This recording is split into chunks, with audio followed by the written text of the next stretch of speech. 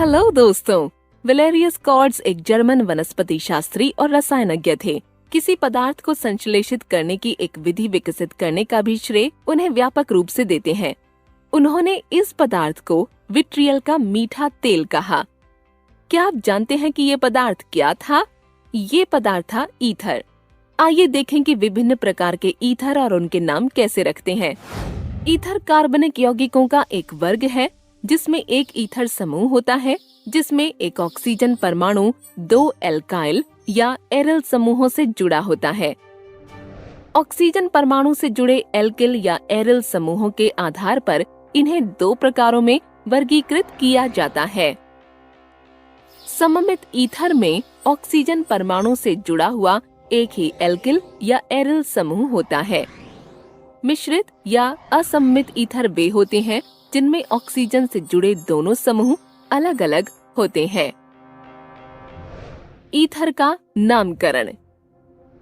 सममित ईथर के मामले में सामान्य नाम में एल्काइल या एरल समूह में उपसर्ग डाई जोड़ते हैं, उसके बाद ईथर शब्द आता है।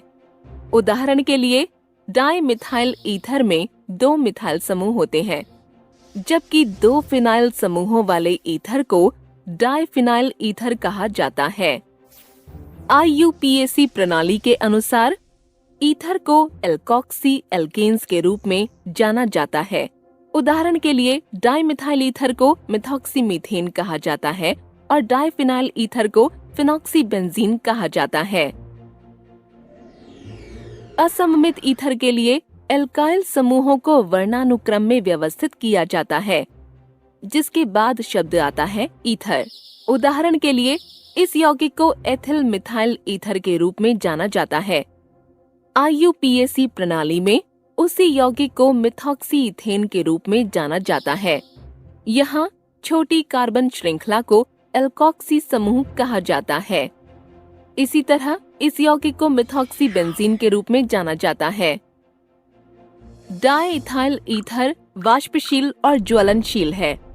अधिकांश कार्बनिक यौगिक ईथर में घुलनशील होते हैं और इसलिए इसका उपयोग विलायक के रूप में करते हैं। सारांश में, ईथर कार्बनिक यौगिकों का एक वर्ग है जिसमें एक ईथर समूह होता है जिसमें एक ऑक्सीजन परमाणु दो एल्काइल या एरल समूहों से जुड़े होते हैं। उन्हें दो प्रकारों में वर्गीकृत किया जाता है, सममित ईथर और मिश्रित या असममित ईथर। सममित ईथर के मामले में सामान्य नाम में पूर्वलग्न डाई होता है, उदाहरण के लिए डाइमिथाइल ईथर, और मिश्रित ईथर के मामले में उन्हें एल्कोक्सी एल्केन्स के रूप में जाना जाता है। ईथर वे यौगिक हैं जिनमें ऑक्सीजन दो एल्काइल या एरल समूहों से जुड़ी होती है। यदि ऑक्सीजन एक एरल समूह और एक हाइड्रोजन से जुड़ी है तो यौगिक को फिनॉल के रूप में जानते हैं। प्रयोगशाला में फिनॉल कैसे तैयार किया जाता है, इसके बारे में जानने के लिए आगामी वीडियोस देखें।